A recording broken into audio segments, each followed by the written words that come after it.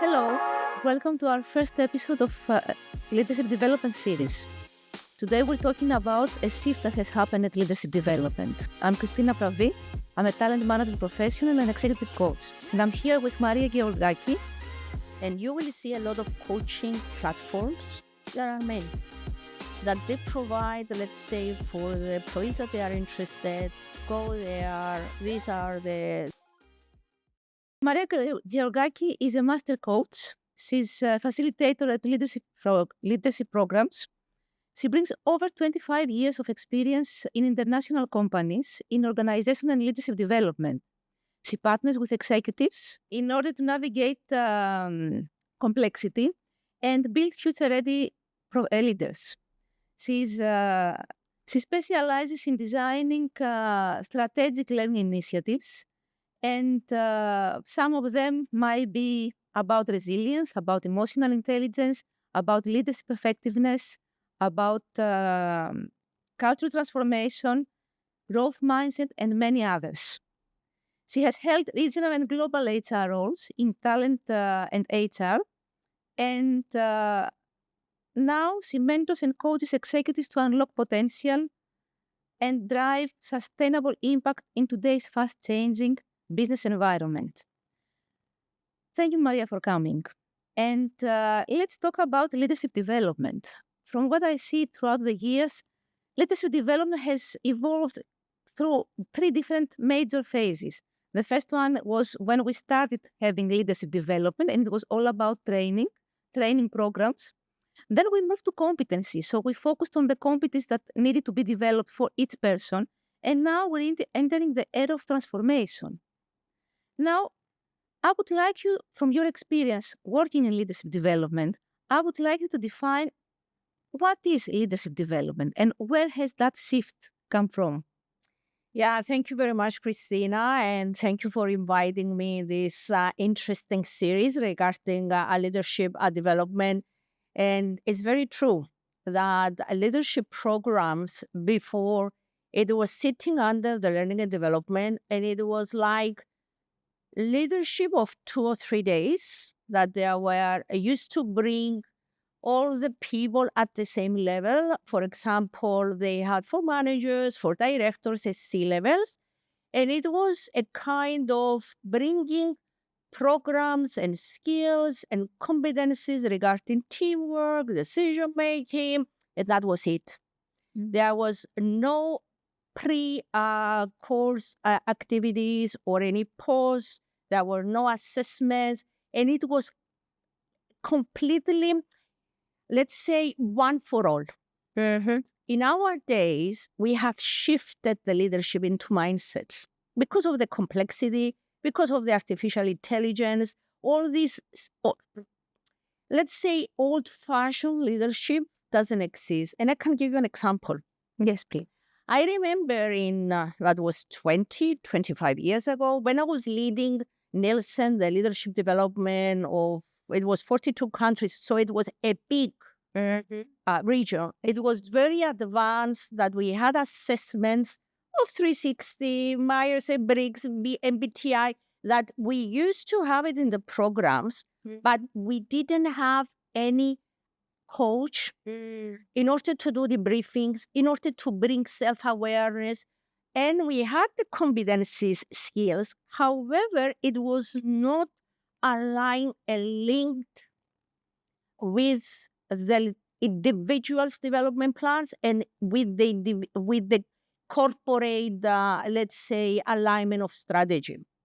So what we used to do is that we used to have like the trainer, most of the times was coming from Europe, and it was having in a big table the several types. Let's say how many ESTG we have from MBTI, how many people they are this type, what does that mean? And we are having a discussion around this. Mm-hmm. So during those years, the leadership, it was, in Nielsen, it was a multinational companies. There were companies 20 years ago that they didn't even have that. Mm-hmm. Mm-hmm. Of course. It was like it was like a bonus to give like a training or a weekend to take out the management, to give them like that they will be interested. It wasn't like a transformation. It was like pleasing them because they were good managers. And I'm not sure how much it was embedded learning from within. They had the very interesting work case and the nice content that, don't take me wrong, it was okay for that period of time. Indeed, those days, that was a lot. A lot of companies did not provide that. And those companies that did provide, it was a huge benefit. And it was the other thing. It was a lot. I remember that also that we had the budgets. It was a lot on technical skills, let's say a lot of negotiation skills, presentation skills. So it was a lot of things on the skills. Now it's a bit different. It's we see that the leadership is not sitting anymore with the HR. It's because it's transformation, it's more behavior, it's more cultural. And we use a more holistic approach. It's that we start with assessments. The assessments, they have a coach, that the coach are certified to do the briefing of that assessment. Sometimes the assessments are about mindsets, about transformations, it's about change management, it's specific even. That it can give you profiles depending on what is the topic about. And then there is a lot of experimentation. There is a lot of experience coming. There is a lot of simulations. There is sometimes pre-work, the program. There is a lot of customization also. And after the course, they have 3, 4 integrated coaching. And within the program, they have their development plan that they can go through. And there is this space that the participants, they can reflect, that they can go through their transformation through their coaching. Okay. And sometimes we use even team coaching, group coaching. It depends what is the objective and what is the organization wants to do. But it's very different and it should be very different. And I am interested to know how leadership development will look like. Please talk about that. And actually, these things that you mentioned, the behavioral part is actually that brings value and creates a culture. Yes, yes. You mentioned coaching. That is something that is the new part, the new element of leadership development. So, and the space that people have to reflect and to pause. How do you think that coaching fits in the leadership development ecosystems? Yeah. Coaching is started even 20 years ago. There was a coaching, but the coaching there was more from the top executives. So it was from our, let's say, from 5,000 employees, it was at the C-level of 2, 3 people. Most of the times the coach were coming from US. And I'm not sure, Christina, if it is the coaching that we know now, that is the deep reflection, that they give this the space to reflect, to consider a lot of things, that creates awareness, the safe space. Or it was more mentoring. I'm not sure how it was. But in our days, there is a lot of integrated coaching into leadership programs that, as I said before, it comes and it gives you deep understanding of who you are, deep understanding where you want to go. And it comes with the professional coach and it takes you there to reflect. Where am I? Does this organization fit with me? Do we share and align the same values? What are my values? What are my triggers? How I can regulate my emotions? How my well-being matters? How I'm balancing my time? So it comes a little bit more personal, and it touched them at that moment that this is who I am. This is where I want to go. And this is what I want to reflect with my coach. And imagine now, if you have, let's say, 60 people that they are doing that, automatically they shift. Automatically, these people, there is a transformation and they bring it down because they are not the same people.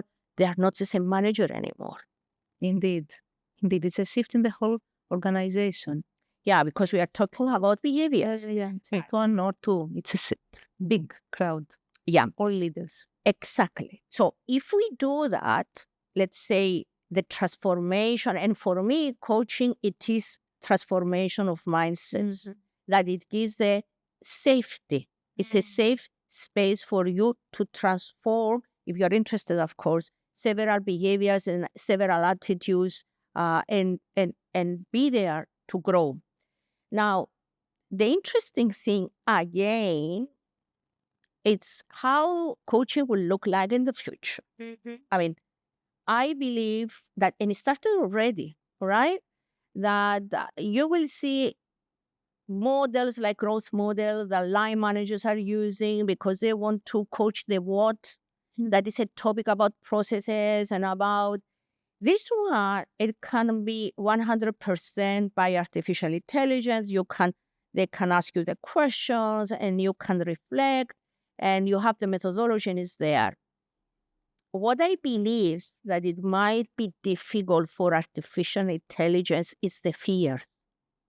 It's the fears, it's the emotions behind that. I'm not sure this presence that they want someone, how it will be through the artificial intelligence. But of course, we never know how it will be 30 or 40 years, right? How the human being will be. Another thing that I wanted to say about coaching, that there are organizations that they provide coaching without the leadership. And you will see a lot of coaching platforms. There are many that they provide, let's say, for the employees that they are interested, go there, these are the coach, do a chemistry course with them, see the dynamics, how it works, and work 3-4 sessions. And they give it to them, I think, as part of their well-being and as part of their growth and as part of their development. So we have coaching that is executive coaching, that it goes with the C-level more, and sometimes they are real assessments. The assessments that you use, even the 360 is not online, is interview-based, when especially they are members of the board or people that you want to go deep, all right? And you have a deep transformation, and the coaching is coaching and mentoring sometimes. Then you have the integrated coaching, or the coaching that is for directors and leadership, and it involves also a lot of all these everyday management. And you see sometimes there is a coaching even for the lowers of the N2 and N3, that you can have, let's say, officers, that you can have people that they serve clients every single day. That is your ambassadors. But they don't have such a senior position, but they give them the chance to go and have the coaching that they need. So coaching is at all level, like leadership. Leadership is at all level. And this is what I believe. And I believe coaching is maybe the major transformation that you can have on leadership development. You're so right. And leadership is not only team leadership, leading a team. It's also self-leadership, which is the foundation. How can you manage others if you can't manage yourself? And as you said, it's correct. A lot of leaders say that, I don't have the time to pause and reflect. And that is what coaches gives them. And that's a very important part. Now, leaning on your experience, you have led many leadership and development departments, and now as a master coach and certified team coach, what do you think should be the balance, or if there is a balance between things that need to be the same across an organization in a leadership development program, or parts that need to be personalized and different for each one of them who are in that program? Yeah. So we have these, it's two different things. A very interesting question, actually, because if you want to have a transformation, you need to have both. And I can bring you an example, a company that is the third year that I'm doing leadership, and leadership has to be consistent also. It should be at all level, and consistency is very important in order to do the transformation. And when you want to invest on people and the culture and see the shift on performance, all right, then definitely you need to have both. And this is what we are doing. It's that you need to have this, let's say, one program that is, you need to discuss the needs with the C-level and the CEO most of the times, that they have the strategy, they have the values, and the values should be across the organization.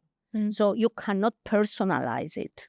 So if you want to have the leadership development, yes, values of the organization, ethics boundaries, the strategy that everybody should have the same direction, should be aligned, and should be engaged, should be the same. Otherwise, it's like going in a different direction. So you need that, and you need to have them into learning across collaboration. So you need to have one program for everybody. This is what it comes. It has to be customized according to the needs of the organization, where they see them to go, where do they want to have the transformation. So the customization is more on a company's level, not on individuals. And I can give you an example of very recently, the company that I was mentioned, Evercare, is on healthcare. And we start 2 years ago. Now it's going to be the third year. The first holistic approach program that they had, the training program that it was discussed by the CEO, that he had a vision, and he has a vision. And he has a vision, and he believes that leadership at all levels, and he invested on that, and the members of the board, that we define what will be the main areas of the training. We started with assessments to define where is the organization, and we did it on an individual level. So we had 360 or interviews, we had personality assessments, and we had the mindsets at the individual level of the teams and of the organization. So we see where the organization sits and where do they want to go. And we discuss it in advance. That's the areas, that's the gap, where do you want to go? This is where we are going to focus on. So we started to think it collectively. All right? So we started planning how the training programs has to be focused and what we are going to do on team coaching. The development plan that the C-level had to discuss in market, take it back to their countries and cascade down, and that was the transformation at all levels. And on the same time, each of them, they had the debriefings, they had their individual development plans, and we are working on them one-to-one during the year, one-to-one coaching. So this team, they have leadership workshops, team group coaching. They had assignments before the trainings, after the trainings. They have intervention, a lot of material in online, that there was a space that they could go and find white papers, case studies, articles, and whatever they wanted, the formation, the data to be there. An experiment.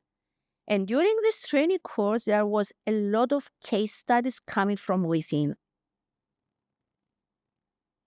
So there was a lot of experimentation from within. And how we ended this journey, end of the year, we repeated the same assessments. Mm-hmm. And we repeated the same assessment and on individual and on team and organizational level. And we'll be able to see this is how you started as a leader and this is how you ended it. And what was the shift? And this is how the teams at the organization started on mindset, psychological safety, collaboration, and trust. And this is how it ended. And it was, believe me, a huge impact on their KPIs, on the patient's experience. We change indicators that they were there for years, not because of the designing, because they were engaged and they were empowered to work on it, and they believe it. Mm-hmm. They believed that there was a shift. Mm-hmm. All right? And that was beautiful. Mm-hmm. So the next year, we involved the people on operations. So we didn't stop at the executive level. We went down, and then the topics were different. Mm-hmm. We are more on manage. We keep the same style, assessments, individual coaching, but we involve the managers, the supervisors. We involve the doctors, the surgeons, everybody. They are nurses, because this is a business. Mm-hmm. They are the ambassadors. They are the people that they have everyday connection with the hospital. And then we realized that we had to create two groups, and the clinical and the administration together. And we did collaboration activities because this is how we felt it, that it has to be. And all this project, there was a lot of experimentation also. And I did it through a company cup that it was initiative going through this project. And there was a big shift again. And now we are bringing and we are creating academies, because this is the point. If you want to have leadership at all level and consistency, you have to create the system within. You need your managers to be coach, to coach others. You need to create internal coach, and you need to create the trainers that will bring the knowledge down. And I said, this is what we are going to have this year. I'm looking forward to see the results, and maybe next year we are going to discuss it as a model of transformation, how it went at all levels. Mm-hmm. So, closing. You need to have one uniform from all, but the uniform doesn't fit to all sizes. So you need to go and make the uniform exactly on the body of the others. So you have and the training and the leadership across the organization, and the customization, personalization through individuals' coaching and through individuals' learnings and grow. Mm-hmm. That's an amazing project you led. Congratulations, and congratulations to the company. And I was going to ask you about accessibility of leadership development, but I think you already mentioned that, because it is considered as an expensive and exclusive sport. And what are the risks that staying only on the top?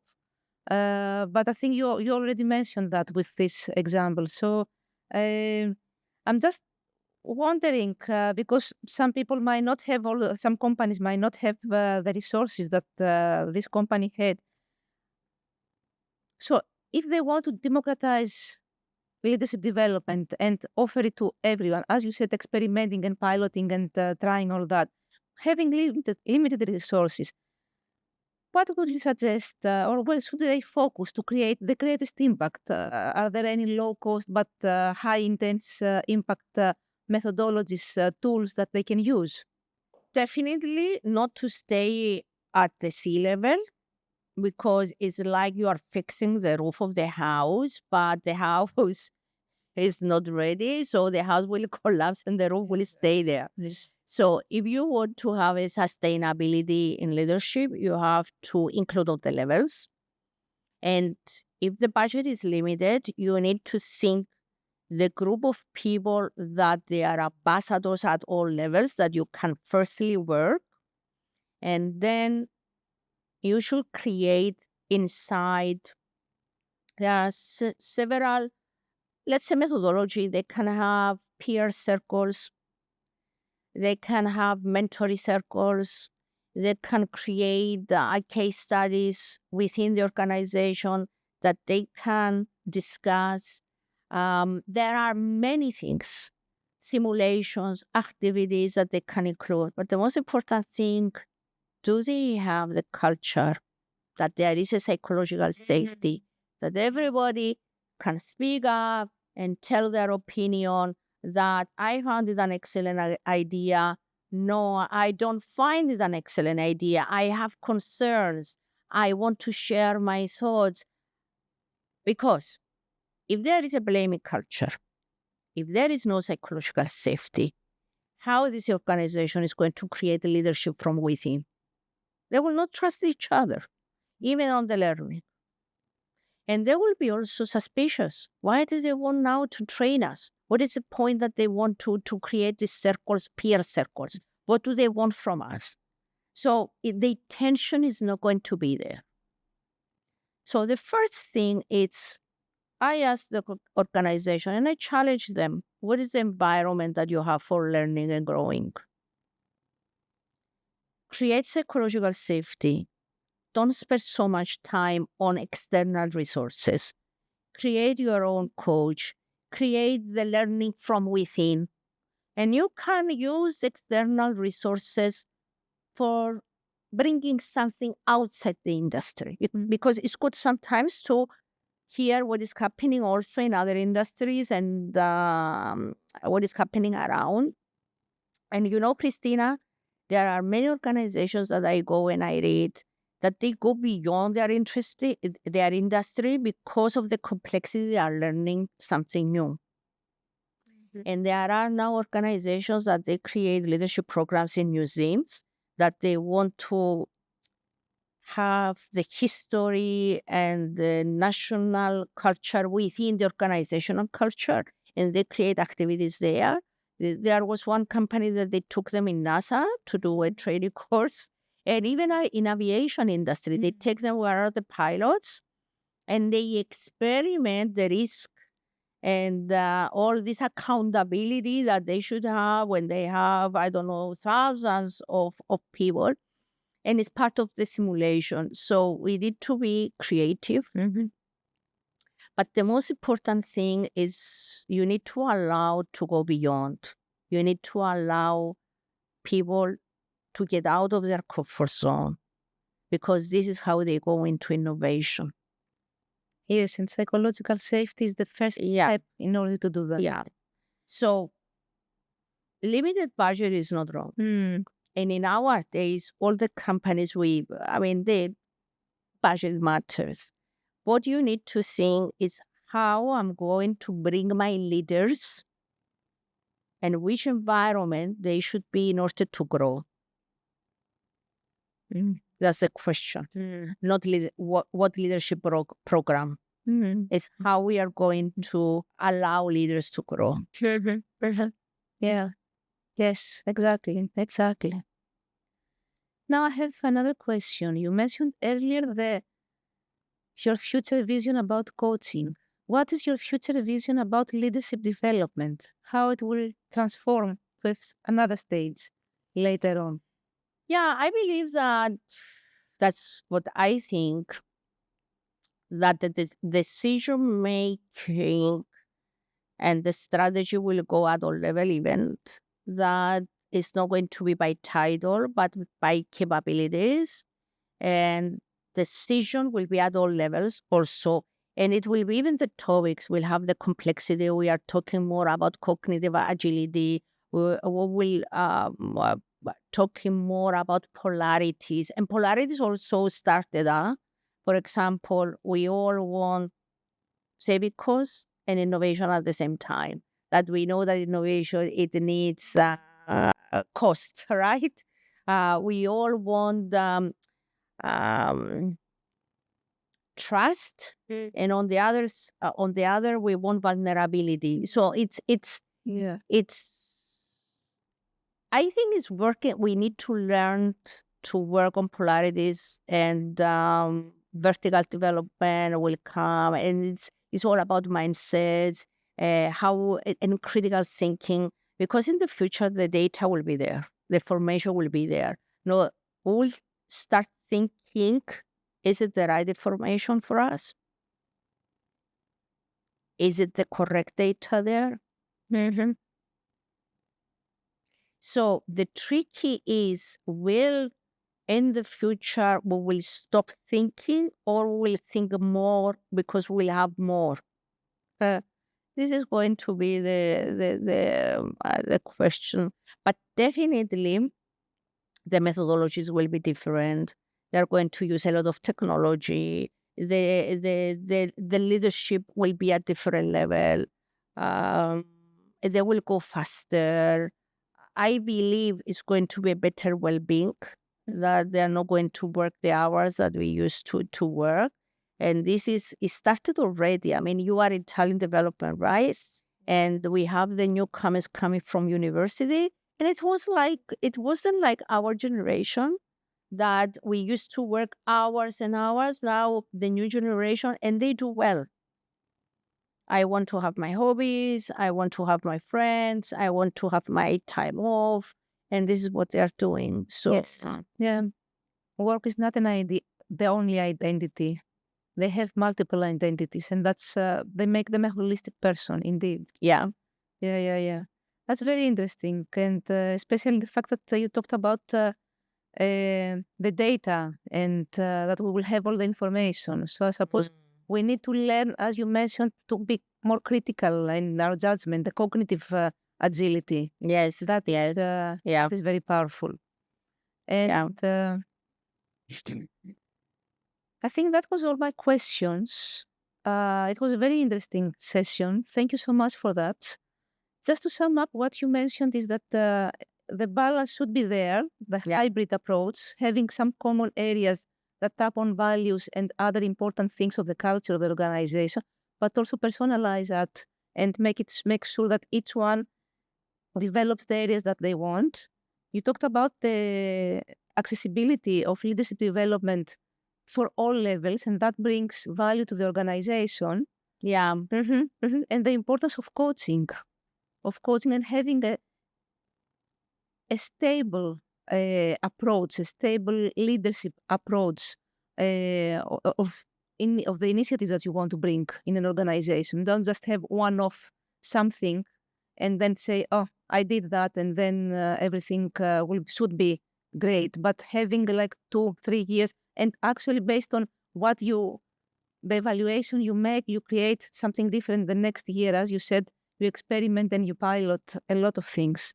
And of course, using in the time of data, you use a lot of different sources to assess and understand what is needed for the organization and for the person. In our case, there is assessment for everything: assessment for reference skills, assessment for transformation. This is what is the vertical development, growth mindset and mindset assessments, psychological safety assessments, change management assessments. Because it's become specific now. All right, so this is the beauty about it. Yes, indeed it is. Thank you very much. Thank you for watching us. I want to say one more thing before we close the course. That, and this is how I'm going to end it. It's that before, and the myth about leadership development sitting in HR is not anymore there. That the leadership development, it's a CEO and C-level transformation. It's a cultural transformation. And this is where it's going to be sit. And leadership is mindset. And leadership is at all levels. And thank you very much, Christina. Welcome. Thank you for your time.